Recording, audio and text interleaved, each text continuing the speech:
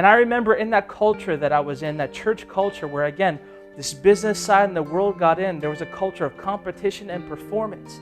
And you would get promoted if you competed well or performed real well. And then all of a sudden the stage or the platform began something that people began to covet and want more and more and more because they saw that power was disseminated from that place. And that became a real toxic culture, particularly because that culture is not meant to be in the church. However, you might be in a church right now where that very culture is being taught. Now, I don't want you to be criticizing hard right now any pastors or leaders that you know are doing that. However, I do want to make you aware that they might not know any better. That might be the kind of thing that they grew up in. That might be what they understand. That might be how they were raised and how they got to be where they're at. And that has to be something that you need to be aware of and be careful of. But more importantly, to pray. Pray for your leaders. Pray for your pastors. Because again, some of the things that we grew up in might not be right, but it could be forming and shaping what we're doing now. And so again, I remember that clearly, and I began to realize that, all right, I started tooting my own horn. I started telling people, this is what I did this and that. They're like, oh wow, we didn't know you did so much. And I'm thinking, I did more than this beforehand. But in any case, I just started telling a little bit more and more. Now, here's the thing, that's not the way church ought to be. I mean, that's not the way the world should be, but that's the way it is, correct?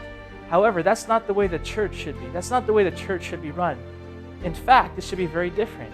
It should be those that are humble, those that are quiet, those that are serving the Lord with a humility about them, those that are loving God, and they're loving God through their service.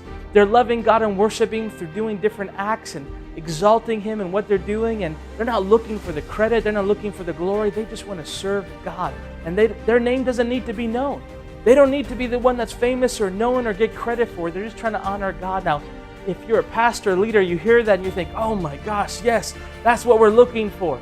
However, the question for pastors and leaders, is that what you're promoting? Is that what we're giving thanks to and recognizing?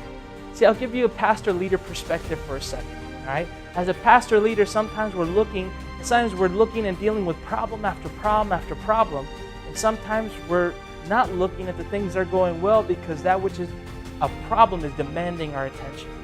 And we have to refocus and relook at some of those things. And so that happens all the time in every kind of situation. But for those that go to church, or if you've been part of a church, I want to encourage you, don't let that seep into your soul. Don't let that kind of culture come into you where all of a sudden that you feel like, man, I got to go, I'm on notice, I got to do this, and that. And to be noticed so people can see me.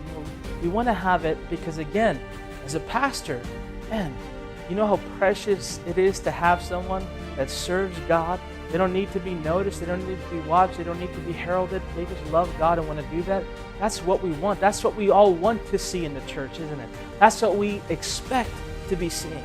And here's the thing. You can't expect to be seeing that unless you're willing to be that yourself. You can't be looking for that and promoting that unless you're willing to do that yourself and come from that position of being a servant leader.